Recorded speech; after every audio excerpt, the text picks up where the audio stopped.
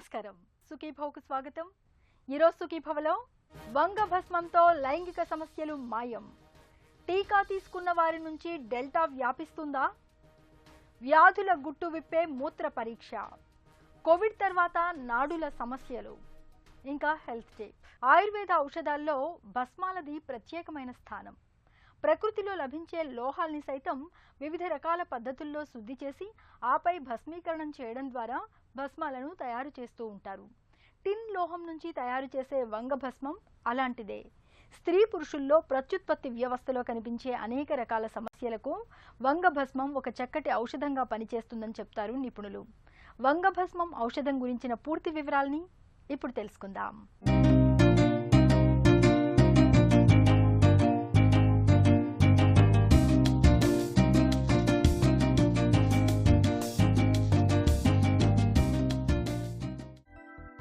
మనం ప్రకృతిలో అంతర్భాగం. మన దేహం పంచభూతాల సమ్మిళితం. అందుకే ఈ ప్రకృతిలో లభించే ప్రతి పదార్థము మనకు ఉపయోగపడేదే, మన ఆరోగ్యానికి ఎంతో కొంత మేలు చేసేదే అంటారు ఆయుర్వేద నిపుణులు. ఆకులు మూలికలు మాత్రమే కాదు, కఠినమైన లోహాల్ని సైతం ఔషధాలుగా మలుచుకొని వాడుకుంటే అవి మన అనారోగ్యాన్ని నయం చేయడంలో ఎంతగానో సహాయకారిగా ఉంటాయి. టిన్ అనే లోహం నుంచి తయారు చేసే వంగభస్మం ఈ కోవలోకే వస్తుంది. నిజానికి మన శరీరానికి అతి సూక్ష్మ మోతాదులో టిన్ లోహం అవసరం. ఇది లోపించినప్పుడు ఎదుగుదల మందగించడంతో పాటు శారీరకంగా అనేక అనారోగ్య సమస్యలు తలెత్తుతాయి. టిన్ లోహానికి వివిధ రకాలైన వనమూలికల్ని కలిపి శోధనం, మారణాది వంటి పద్ధతుల సాయంతో భస్మీకరణం చేస్తారు. అంతిమంగా వచ్చిన భస్మాన్ని రోగి శారీరక స్థితిని బట్టి, వ్యాధిని బట్టి అత్యంత సూక్ష్మ మోతాదులో వాడుతూ అనారోగ్య సమస్యలకు చికిత్స చేస్తారు. వంగ భస్మం అనేది రసశాస్త్రం లోపల పూతి లోహంగా విశదీకరించబడింది. అసలు మెటాలిక్ ఆరిజిన్స్ అనేటువంటివి సాధారణ లోహాలు, మిశ్రమ లోహాలు, పూతి లోహాలు ఇవి సాధారణంగా మనకు ఉంటాయి. దీని లోపల పూతి లోహాలంటే లోయెస్ట్ మెల్టింగ్ పాయింట్ కలిగినటువంటి మెటాలిక్ ప్రిపరేషన్స్ను, అట్లాగే ఏదైతే వేడి చేస్తున్నప్పుడు ఒబ్నాక్షియస్ స్మెల్లింగ్, దుర్గంధంతో కూడిన స్మెల్ను వదలగలిగి ఉండేటువంటి మెటాలిక్ ప్రిపరేషన్స్కే పూతి లోహాలు అంటారు. వంగ భస్మాన్ని మనం ఆధునిక పరిభాష లోపల టిన్ కింద తీసుకోవచ్చు. అయితే ఈ వంగ భస్మానికి మినరల్ కాంపౌండ్స్కి ఎందుకు ఇంత ప్రాముఖ్యత మనకు కలిగింది అనేది ఒకసారి బేరీజ్ వేసుకుంటే, దీది వంగ భస్మం అనేటువంటిది ముఖ్యంగా ప్రమేహ వ్యాధులలో, డయాబెటీస్కు సంబంధించినటువంటి వ్యాధులలో అతి ముఖ్యమైనదిగా ఉంది. తర్వాత రెండవది టెస్టిక్యులార్ డీజెనరేషన్స్, అంటే టెస్టిస్లో వచ్చేటువంటి వివిధ రకాలైనటువంటి గ్రోత్స్ కానీ, అబ్స్ట్రక్షన్స్ కానీ, స్వెల్లింగ్స్లో కానీ ఇది అత్యంతమైనటువంటి ఉత్తమమైన ఔషధంగా విశదీకరించబడింది. అట్లాగే వంగ భస్మకు ఇంకొక గుణం కూడా ఉంది, అదేంటంటే వృష్యకారణి.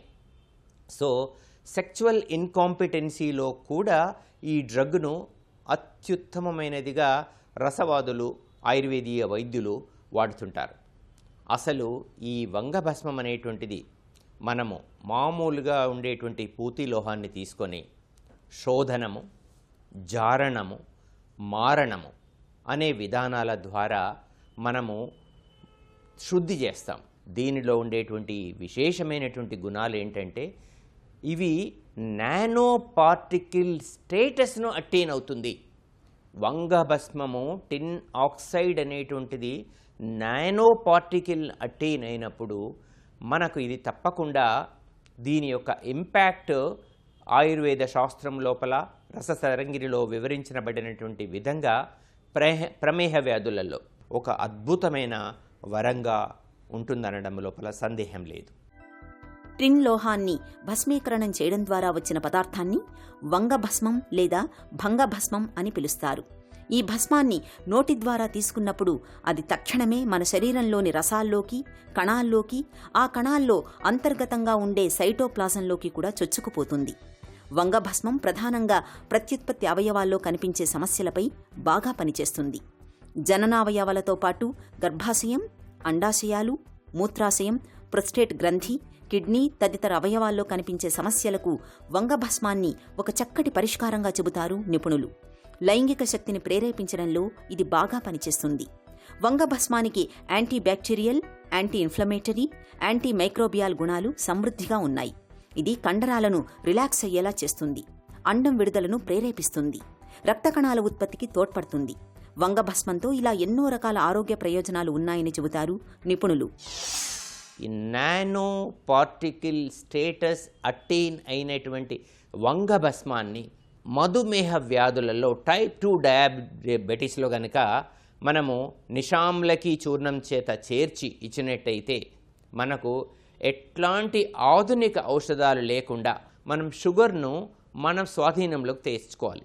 మార్బిడిటీ, ఇంటాక్సికేషన్ లెవెల్ ఎక్కువగా ఉన్నప్పుడు ఏం చేస్తామంటే వివిధ రకాలైనటువంటి వస్తి వమనము, విరేచనాది ప్రక్రియల ద్వారా హై ఇంటాక్సికేషన్ లెవెల్స్ను తొలగించి శమన చికిత్స ద్వారా వివిధ ఔషధాలను ఇస్తాం. దాని లోపల కొన్ని ప్రత్యేకమైనటువంటి కాంబినేషన్స్ లోపల మనము వంగభస్మము చేర్చడము ద్వారా అత్యుత్తమమైనటువంటి రిజల్ట్స్ను మేము క్లినికల్ డేటా లోపల చూడడం జరిగింది. అట్లాగే దీన్ని మేము టెస్టికులార్ డీజెనరేటివ్ వ్యాధులలో, టెస్టికులార్ గ్రోత్స్ లోపల, లైక్ మనం ఎట్లా చెప్పొచ్చు, ఆ బీజాలలో ఉండేటువంటి వాపు వల్ల కానీ ఎపిడైడిమిస్ అంటాము, ఎపిడైడిమో ఆర్కైటిస్ అంటాము, ఫినికులైటిస్ లాంటి కండిషన్స్లు and smaller benign growths of the testis లోపల కానీ, లేదంటే ఏదైతే smaller amounts of effusions testis మీద వచ్చే పొరలలో వాపు, నీరు లాంటి చేరినప్పుడు మనము వంగభస్మాన్ని శిలాజిత్తు సమ్మిశ్రితంగా వివిధ రకాలైనటువంటి, ఫర్ ఎగ్జాంపుల్ ఇప్పుడు ఎఫ్యూజన్ ఎక్కువగా ఉన్నప్పుడు మనం త్రిఫలా చూర్ణంతో కానీ గుడీచితో కానీ చేర్చి మనము ఆయా దోషానుసారంగా ఇవ్వడం ద్వారా ఫర్దర్గా టెస్టికులార్ గ్రోత్స్, ఎఫ్యూజన్స్ ఇవన్నీ డిసపియర్ అయ్యేటువంటి అవకాశాలు ఉన్నాయి.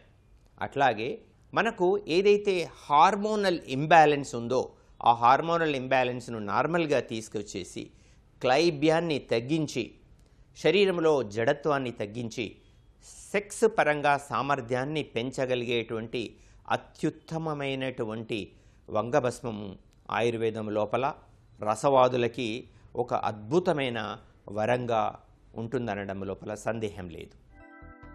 స్త్రీ పురుషుల్లో ప్రత్యుత్పత్తి వ్యవస్థలో కనిపించే అనేక సమస్యలకు వంగభస్మం అనేది ఒక మంచి పరిష్కారంగా పనిచేస్తుంది. మూత్రనాళ ఇన్ఫెక్షన్లు, అతిమూత్రం, నెలసరి చికాకులు, తెల్లబట్ట, మెనోపాజులో కనిపించే బాధలకు వంగభస్మాన్ని తీసుకుంటే మంచి ఫలితం ఉంటుంది. బీజాల్లో నొప్పి, బీజాల్లో వాపు, వీర్యంలో చీము, శీఘ్రస్ఖలనం వంటి తదితర సమస్యలకు వంగభస్మం మేలైన పరిష్కారం. వంగభస్మాన్ని రోజుకు ఒకసారి 125 నుంచి 250 మిల్లీగ్రాముల చొప్పున పాలతో కానీ వెన్నతో కానీ తీసుకుంటే మంచి ఫలితం కనిపిస్తుంది. వంగభస్మానికి తోడుగా అశ్వగంధ, త్రిఫల వంటి వాటిని అనుపానంగా తీసుకోవచ్చు. హెల్త్ న్యూస్ మీకోసం.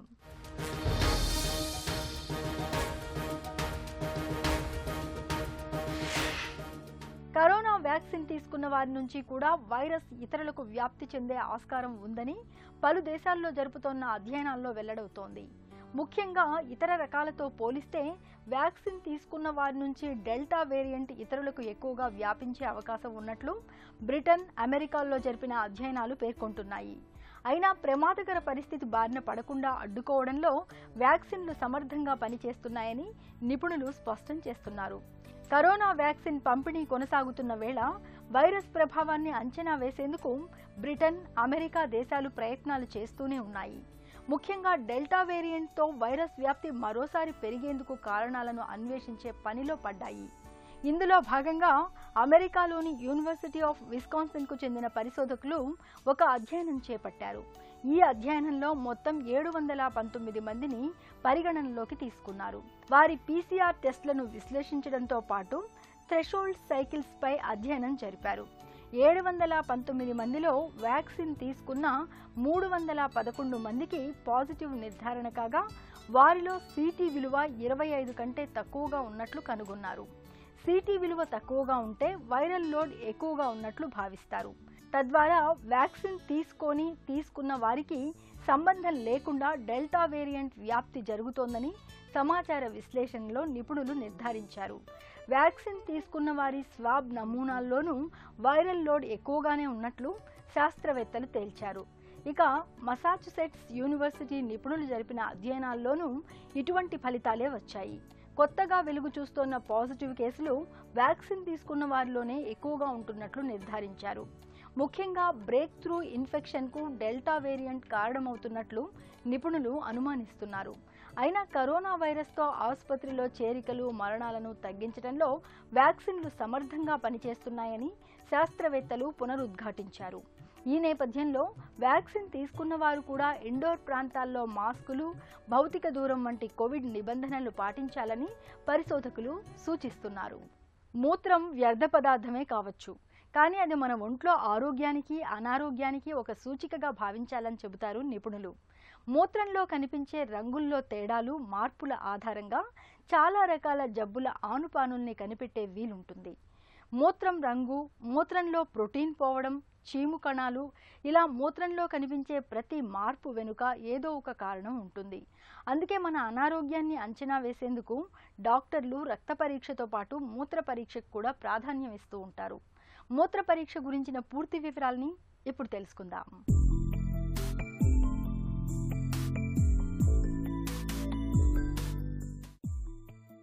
రక్త పరీక్షలాగే మూత్ర పరీక్ష కూడా మన ఒంట్లోని అనారోగ్యాన్ని అంచనా వేసేందుకు చక్కగా ఉపకరిస్తుంది. మూత్రం రంగు, మూత్రంలో ప్రోటీన్లు పోవడం, చీము కణాలు తదితర అంశాల ఆధారంగా అనేక ఆరోగ్య సమస్యల్ని డాక్టర్లు అంచనా వేస్తారు. మామూలుగా ఒక వ్యక్తి రోజుకు 1500 సీసీ నుంచి 2000 సీసీ వరకు మూత్రాన్ని విసర్జన చేస్తుంటారు. పగటిపూట ఎక్కువగా, రాత్రిపూట తక్కువగా మూత్రం పోయడం అనేది ఆరోగ్య లక్షణం. అలా కాకుండా తరచూ మూత్రానికి వెళుతున్నా, వెళ్లిన ప్రతిసారీ ఎక్కువ మొత్తంలో మూత్రం పోయడాన్ని అతిమూత్ర వ్యాధిగా అనుమానించాలి. రాత్రిళ్లు ఎక్కువసార్లు మూత్రానికి వెళ్లాల్సి రావడం అనేది షుగర్ జబ్బుకు, కిడ్నీల్లో సమస్యలకు సంకేతంగా భావించాలి. మూత్రం తక్కువగా రావడాన్ని డీహైడ్రేషన్గా అనుమానించాలి. ఒంట్లో నీరు, లవణాల శాతం తగ్గినప్పుడు ఇలాంటి పరిస్థితి ఎదురవుతుంది. అతిసార బారిన పడ్డప్పుడు కిడ్నీ జబ్బుల్లోనూ మూత్ర విసర్జన తక్కువగా ఉంటుంది. ఇక మూత్రం రంగును బట్టి కూడా అనారోగ్యాన్ని అంచనా వేయవచ్చు. మూత్రం పసుపు రంగులో ఉంటే ఒంట్లో కామెర్ల జబ్బు ఉందని అర్థం.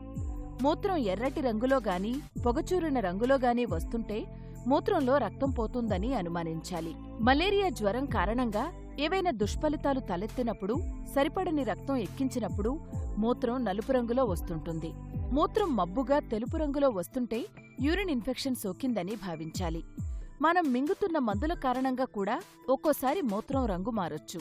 కాబట్టి మూత్రం రంగులో తేడాలు కనిపిస్తున్నప్పుడు డాక్టర్ని సంప్రదించడం మేలు. మూత్రాన్ని సూక్ష్మదర్శిని కింద పరిశీలించినప్పుడు చీము కణాలు ఎక్కువగా ఉన్నట్లయితే ఇన్ఫెక్షన్ సోకిందని, ఎర్ర రక్త కణాలు ఎక్కువగా ఉంటే మూత్రంలో రక్తం పోతోందని, దారపు పోగుల్లాంటి కణాలు కనిపిస్తే ప్రోస్టేట్ గ్రంథిలో సమస్యలున్నాయని అనుమానించాలి. ఇక గర్భధారణ నిర్ధారణకు కూడా మూత్ర పరీక్ష చక్కగా తోడ్పడుతుంది. కొన్ని రకాల క్యాన్సర్లను కూడా ఇవాళ మూత్ర పరీక్ష సాయంతో గుర్తించవచ్చని చెబుతారు నిపుణులు. మూత్రం రంగు, మూత్రంలో ప్రోటీన్లు పోవడం, పస్ సెల్స్ ఇవన్నీ మన ఒంట్లో అనారోగ్యాన్ని పట్టిస్తాయి. రక్తంతో పాటు మూత్రాన్ని కూడా పరీక్ష చేయడం వల్ల మన ఒంట్లో అనారోగ్య సమస్యల్ని చాలా వరకు పసిగట్టొచ్చు. కరోనా ప్రభావం మన ఊపిరితిత్తులు, గుండెపైన మాత్రమే కాదు, మన నాడీ వ్యవస్థ పైన కూడా వైరస్ ప్రభావం చాలా తీవ్రంగా ఉంటుంది. కరోనా వచ్చాక వాసన కోల్పోవడం, రుచిని కోల్పోవడం మనకు తెలిసిందే. ఈ రెండు లక్షణాలు కరోనా వైరస్ మన మెదడుపై ప్రభావం చూపించడం కారణంగానే కనిపిస్తాయి. అయితే ఇవి మాత్రమే కాదు, మెదడుపై మనకు తెలియని దుష్ప్రభావాలు చాలానే ఉన్నాయంటున్నారు వైద్యులు. కరోనా వైరస్ కారణంగా మెదడుపైన, నాడీమండలం పైన కనిపించే సమస్యలు, వాటిని అధిగమించే మార్గాల గురించి డాక్టర్ని అడిగి ఇప్పుడు తెలుసుకుందాం.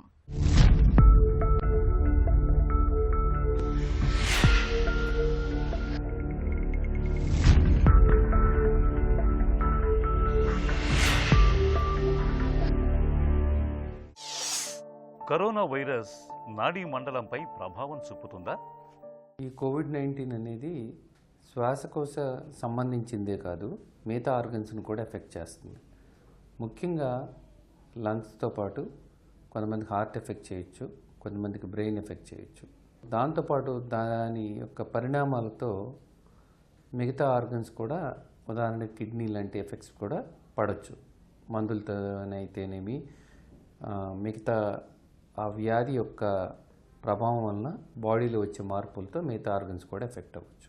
హాస్పిటల్ అడ్మిట్ అయిన వాళ్ళకి మైనర్ కంప్లైంట్స్తో సహా తీసుకుంటే కనుక సుమారుగా 80% మందికి దాకా ఈ న్యూరాలజీ ప్రాబ్లమ్స్, నాడీ మండల వ్యవస్థ మీద ప్రభావం పడవచ్చు. అంటే తలనొప్పి కానీ, అలసట కానీ, కన్ఫ్యూషన్ కానీ, ఇలాంటివన్నీ కూడా తీసుకుంటే సుమారుగా హాస్పిటల్ అడ్మిట్ అయిన వాళ్ళకి ఏదో ఒక టైంలో సుమారుగా 80% మందికి ఈ న్యూరాలజీ సిస్టమ్, ఈ నర్వస్ సిస్టమ్ మీద ప్రభావం పడే అవకాశాలు ఉంటాయండి. సో ముఖ్యంగా కొంతమందికి కోవిడ్ వచ్చిన తర్వాత లోపల జరిగే మార్పుల మూలన నర్వస్ సిస్టమ్ ఎఫెక్ట్ అవ్వచ్చు. లేదంటే కనుక డైరెక్ట్గా కొద్దిమందికి కూడా నర్వస్ సిస్టమ్ ప్రాబ్లమ్స్తో ప్రజెంట్ అవుతూ ఉంటారు.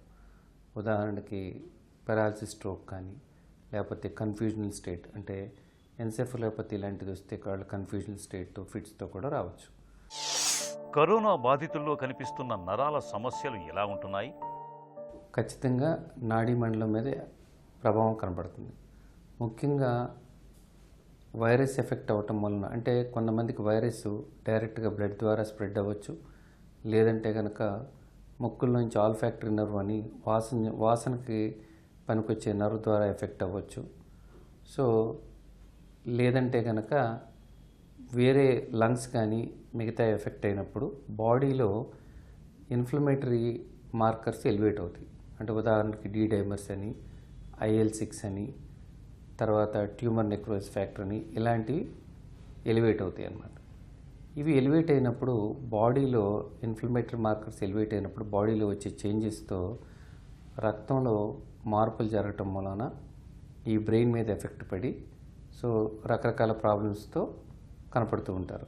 ఉదాహరణకి అంటే బ్రెయిన్ ఫాగ్, ఎన్సెఫలోపతి అంటే వీళ్ళు కన్ఫ్యూజను, ఫిట్స్ లాంటి దాంతో, లేకపోతే కొంతమంది కాలు చెయ్యి బలం తగ్గడంతో, అంటే పక్షవాతం లాగా, లేకపోతే కొద్దిమంది మిగతా నర్వస్ సిస్టమ్స్ మీద కూడా ప్రభావం పడి కనపడుతూ ఉంటారన్నమాట. సో ఈ ఇన్ఫ్లమేటరీ మార్కర్స్ వైరస్ యొక్క ప్రభావంతో, వైరస్ ఇన్ఫెక్షను తగ్గిపోయిన తర్వాత కూడా ఈ ఇన్ఫ్లమేటరీ మార్కర్స్ యొక్క ప్రభావంతో బ్రెయిన్ మీద కానీ మిగతా నర్వస్ సిస్టమ్ మీద కానీ ఎఫెక్ట్ పడి వీళ్ళు ఇబ్బందులు పడుతూ ఉన్నారు. అంటే రకరకాల ప్రాబ్లమ్స్, అంటే ఎన్సెఫలోపతి అంటే కన్ఫ్యూజన్ స్టేట్స్తో, కాలు చెయ్యి కొద్దిగా స్ట్రోక్స్తో లాగా రావటం, లేకపోతే కనుక కింద nervous system peripheral nerves effect అయ్యి జీబీ సిండ్రోమ్ అని అలా ప్రజెంట్ అవ్వటం. అలాగే ఎక్కువ కాలం వెంటిలేటర్ మీద ఉన్నప్పుడు క్రిటికల్ ఇల్నెస్ న్యూరోపతి అని, మయోపతి అని, ఇలాంటివి కూడా డెవలప్ అవటం జరుగుతూ ఉంటాయి. కోవిడ్ బాధితుల్లో కనిపించే నరాల సమస్యలకు చికిత్స ఎలా? వాళ్ళకున్న సిమ్టమ్స్ని బట్టి మనం ట్రీట్ చేయాలి. కొద్దిమందికి ఫిట్స్ లాగా ప్రజెంట్ అయితే ఫిట్స్ మెడికేషన్స్ ఇవ్వటం, కొద్దిమందికి బ్లడ్ సర్క్యులేషన్ తగ్గటం వలన స్ట్రోక్ వస్తే వెంటనే మామూలు స్ట్రోక్కి ఎలా జాగ్రత్తలు తీసుకుంటాం అలాంటి ట్రీట్మెంట్స్ ఇవ్వటం. అలాగే జీబీ సిండ్రోమ్ అంటే అక్యూట్ ఇన్ఫ్లమేటరీ డీమైలినేటింగ్ పాలీన్యూరోపతి అంటాం కొద్దిమందికి. అలా రకరకాల దాంట్లో ఉన్న వీళ్ళకి సరైన ఇన్వెస్టిగేషన్ చేయించి వీళ్ళకి ఇమ్యునోగ్లోబులిన్స్, ప్లాస్మా ఎక్స్చేంజ్ ట్రీట్మెంట్ లాంటిది ఇవ్వటం. అలా ఏ నాడీ వ్యవస్థ మీద ఎక్కడ ప్రభావం పడితే దానికి తగ్గట్టు ట్రీట్మెంట్ తీసుకోవటం చాలా అవసరం అండి. కరోనా తర్వాత జీవనశైలిలో ఎలాంటి జాగ్రత్తలు తీసుకోవాలి? వాళ్ళని రెగ్యులర్గా ఫాలో అప్ ఉంచుకొని మళ్ళీ రొటీన్ వర్క్లో పడే వరకు వాళ్ళని జాగ్రత్తగా మనం రీహాబిలిటేషన్, ఏమైనా స్ట్రోక్ ప్రభావం కానీ, లేకపోతే కనుక క్రిటికల్ ఇల్నెస్ న్యూరోపతి కానీ, న్యూరోపతి, మయోపతి లాంటిది ఉంటే ఫిజియోథెరపీ లాంటివి చేయించుకోవటం. అలాగే సైకలాజికల్ డిస్టర్బెన్సెస్ ఉంటే మనం కొద్ది కౌన్సిలింగ్ ఇవ్వటం, సపోర్టివ్ ట్రీట్మెంట్ లాంటివి ఇవ్వటం. అలాగే జీబీ సిండ్రోమ్ లాంటిది వస్తే, కాళ్ళు చేతులు వీక్నెస్ వస్తే దానికి ఫిజియోథెరపీ ఇవ్వటం. ఇలాంటి సపోర్టివ్ కేర్ చాలా అవసరం. అలాగే కొంతమంది ఎక్కువ కాలం వెంటిలేటర్ మీద ఉన్నప్పుడు వీళ్ళ క్రిటికల్ ఇల్నెస్ న్యూరోపతి, మయోపతి ఉంటే వీళ్ళకి తప్పకుండా ఫిజియోథెరపీ చేయించుకోవటం, శరీరం రీహాబిలిటేషన్ చేయడం చాలా అవసరం. చాలామంది రికవర్ అయిన తర్వాత ఎక్సర్సైజ్ ఇప్పుడు చేయాలి, వాకింగ్ ఇప్పుడు చేయాలి, లేకపోతే జిమ్కి ఎప్పుడు వెళ్ళొచ్చు, ఇలాంటి తరచూ డౌట్స్ వస్తూ ఉంటాయి. ఖచ్చితంగా కోవిడ్ మూలాన లంగ్స్ మీదే కాకుండా హార్ట్ మీద కూడా ప్రభావం పడే అవకాశం ఉంటుంది. కాబట్టి ఖచ్చితంగా మీరు డాక్టర్ని సంప్రదించి వాళ్ళ సలహా మేరకు సరైన పద్ధతిలో వ్యాయామం క్రమంగా పెంచుకుంటూ రావాలి. ముఖ్యంగా హాస్పిటల్లో అడ్మిట్ అయిన వాళ్ళు, ఖచ్చితంగా వయసు పైబడిన వాళ్ళు హార్ట్ ఎలా ఉందో చెకప్ చేయించుకోవటం, కొద్దిగా ఫ్రీక్వెంట్గా హార్ట్ చెకప్స్ అవి చేయించుకొని అది ఎక్సర్సైజ్ ఎంతవరకు మీరు టాలరేట్ చేయగలుగుతున్నారో చూసుకొని దానికి తగ్గట్టుగా ఎక్సర్సైజ్ నిదానంగా పెంచుకోవటం అవసరం. చిన్న వయసులో వాళ్ళకి కోవిడ్ ప్రభావం తక్కువ ఉంటుంది, కానీ వయసు ప్రభావం ఎక్కువ పడిన వాళ్ళకి, లేకపోతే కోమార్బిడిటీస్ అంటే షుగర్ కానీ, బీపీ కానీ, క్యాన్సర్ కానీ, ఎంతోమంది పక్షవాతం జబ్బులు వచ్చిన వాళ్ళకి ఇంకా దీని ప్రభావం కొద్దిగా ఎక్కువ ఉంటుంది. కాబట్టి ఖచ్చితంగా డాక్టర్ని సంప్రదించి ఎక్సర్సైజ్ ప్రోగ్రామ్ అనేది షెడ్యూల్ చేసుకుని ఎక్సర్సైజ్ చేసుకోవడం చాలా అవసరం. కరోనా వైరస్ కారణంగా నాడీ మండలంలో తలెత్తే సమస్యల తాలూకు సంకేతాలు మనకు ముందుగానే తెలుస్తూ ఉంటాయి. వాసన, రుచి కోల్పోవడం, అయోమయం, తికమక, డిప్రెషన్ వంటి లక్షణాలు కనిపిస్తున్నప్పుడు ఆలస్యం చేయకుండా వెంటనే డాక్టర్ని సంప్రదించి తగిన వైద్యం తీసుకోవాలి. కరోనాతో తలెత్తే నాడీ సమస్యలు చాలా వరకు చికిత్సతో అదుపులోకి వస్తాయి. ఒక చిన్న చిట్కా మీకోసం. పిల్లలు మలబద్ధకంతో బాధపడుతున్నప్పుడు రాత్రిపూట నీటిలో నానబెట్టిన 4-5 ఎండు ద్రాక్షలను ఉదయం పూట లేవగానే తినిపించండి. నిత్యం ఇలా చేస్తుంటే పిల్లల్లో మలబద్ధకం క్రమంగా తగ్గిపోతుంది. సుఖీభవ కార్యక్రమానికి సంబంధించిన మీ విలువైన సూచనలు, సలహాలను వెంటనే మాకు రాయండి. మా చిరునామా Sukhibhava, ETV, Ramoji film city, Hyderabad 501512 లేదా sukhibhava@etv.co.in కు ఈమెయిల్ చేయండి.